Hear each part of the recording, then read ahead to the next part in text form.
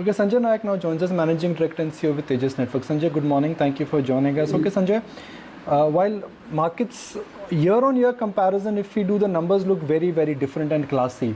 Let's understand quarter-on-quarter because we're speaking to you after a while. A lot has changed for your company, for your business, and for the world in the pandemic crisis. The growth what we've seen in the quarter gone by, is this largely because of business normalizing and you gaining more market share and mind share because of COVID and implementation of network technologies? Because why has growth been so strong for the quarter gone by? So first of all, we actually had not such a strong year last year. So actually the base of last year was not a big base for us. So in that sense, the numbers look healthier and so on. But if I even look at the absolute numbers and what's happening in our business, at a macro level, what is happening is that with post-COVID especially, there's a lot of demand for broadband connections on wireline, which is on fiber, because that's how you could get high-speed connectivity, both in India and around the world. And that's really where our FTTX products, the fiber to the home products, are really gaining a lot of traction. So that's one point. The second point is that as the traffic from the edge of the network, which is people's homes, people's mobile phones increases, you need higher capacity networks in the cities and in the country. So the backbone networks, if you were to call it, also need upgradation. So those two are the macro factors in our industry which are helping us. In terms of more specific to our business, India last year was very, very bad for us. We declined 80%, which basically was because of the overhang of AGR issues on the private sector, and the government spending almost didn't happen. So we were pretty much hurt by that. So while I would say we have started to see a little bit of a pickup in the first half, I would still say it was slow because Q1 was almost shut down around the world, and Q2 started to open up. At a macro level, I feel that the business dynamics are strong. Our execution is improving, as you saw in terms of the different financial parameters. So going forward, we expect that we will continue to see improvement in all aspects of financials, both in India and outside. Sanjay, one concern which markets have and which you also alluded to are your receivables. When will the money come from BSNL? It's a government company. What is taking so long? And what is the fear? The other fear is that even though it's a government company, could it be a write-off also?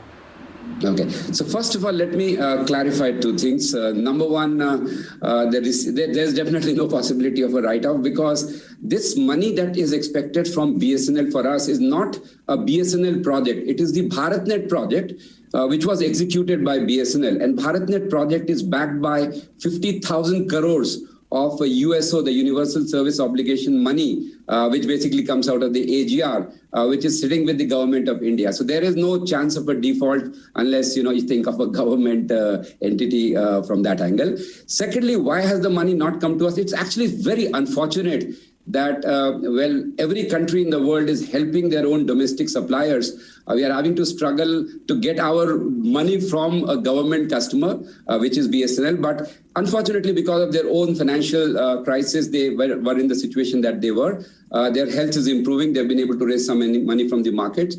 We've also been assured by the government that all MSMEs, and especially the domestic vendors like ourselves, should be supported and their money should be cleared. So I'm hoping, based on the commitments and assurances we have from Government of India, that we should be able to get the money in this financial year for sure, hopefully earlier.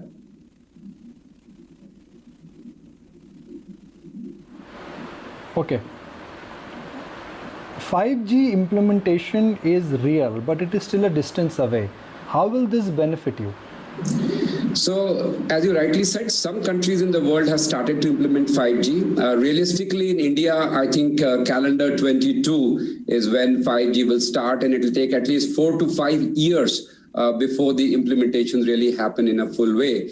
And the amount of money to be spent in 5G is anywhere between $10 to $20 billion to build pan-India 5G network. So it's a very large network. So 5G will have basically three elements where we will have a play.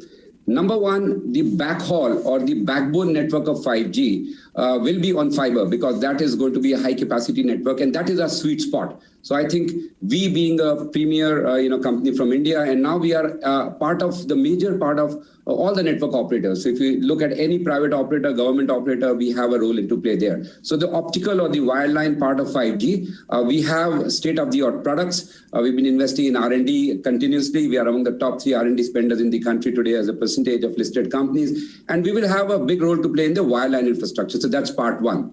The second part of 5G will be the radio network, or what we loosely call base stations. But the base stations of 5G will look slightly different than the base stations of 4G. It requires a whole bunch of new technology. We've also been investing in the wireless technology, and we will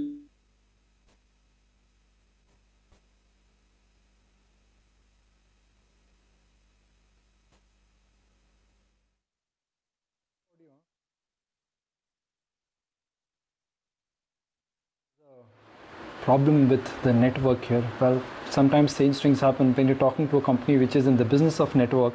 Look what's happened, the network's gone down. So we'll try and we'll get back Sanjay and find out that what is the ultimate solution to keep the network going. They just had a volatile ride. I mean, they were in the business of implementing network solutions, but given that the dependence on the BSNL and okay, Sanjay, what a coincidence. We are talking about strength in network, and here we go in middle of the interview, the network which we had you on, that also broke. That is really what I'm saying. Is there's a lot more capacity upgradation which needs to happen, even to have a good 4G network. 5G clearly will require a lot more optical backbone, a much more stronger, robust backbone, and which is where we come into the picture. And one more thing I must tell you, since you talked about 5G, there's a whole new geopolitical set of equations happening around the world, including in India, where there's a lot more concerns around security, self-reliance, and we, again, being the leading equipment provider, technology provider, having done this for 20 years, have the experience to partner with all the people within India and outside who want to build a neutral network or a network which is, sans security concerns and so on. So I think that's another tailwind which we are seeing internationally for our business going forward.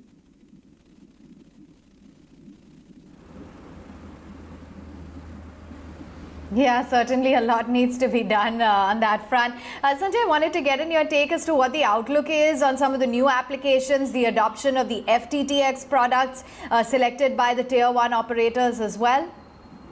So it's actually quite exciting. So if you think about our own homes, 6 months back, many of us were using dongles or some kind of a broadband connection. But today, with the amount of data we all consume, we all need a probably 100 Mbps or 300 or 500 or a gigabit connection at home. So that's the fiber to the home thing which we are talking about. So we actually developed these products about 4 years back, and we deployed in mass scale in BharatNet. So around 75% of BharatNet runs on Tejas. But over the last 3 years, we have really invested and upgraded the product to make it absolutely world-class. And that is where we got selected by all the tier 1 operators in the country. Now, the outlook-wise, if you see India as a country has, give and take about 5 to 6 million fiber to the home connections of any decent kind. And if you see the TRAI report, that number is supposed to go to 100 million over the next 3 to 4 years.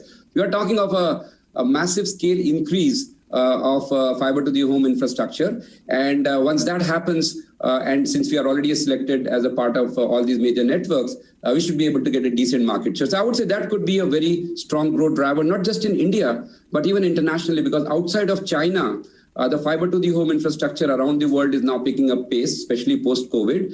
And with the geopolitical situations, we seem to have a very good sweet spot where state-of-the-art products selected by the most competitive operators in India and now, going global. So that's the way we look at the FTTX application for our products.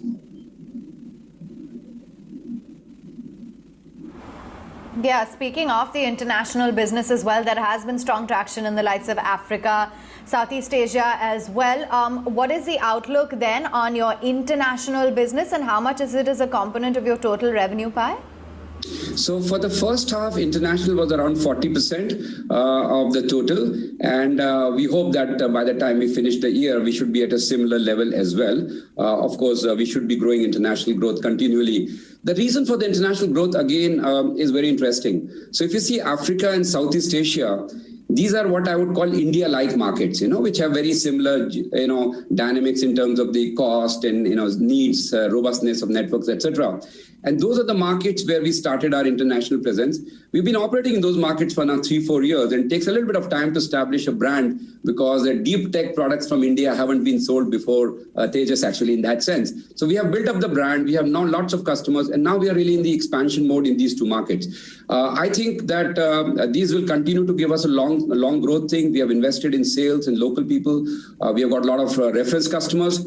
North America, which is US and Mexico, has been slow. We've been trying to enter US for the last couple of years. Not had as much success as we would like. Mexico is doing quite well. Mexico is another very large market like India, and we're doing extremely well over there. Of late, Europe, especially because of the geopolitical situation, is something which we're going to start investing in sales. So I would say broadly, our medium-term goal is that international should be more than 50% of our business.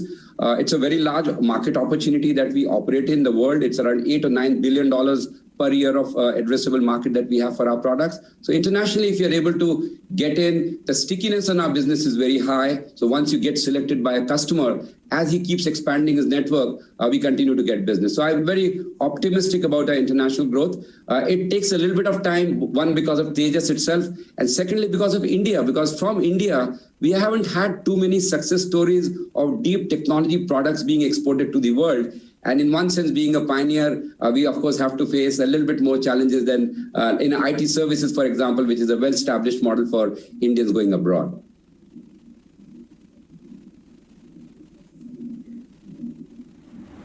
Okay, thanks very much for joining in, Sanjay, and walking us through, how things have been shaping up at the company as well as what your plans are going forward. Thank you. That's Tejas Networks for you, in focus, in trade.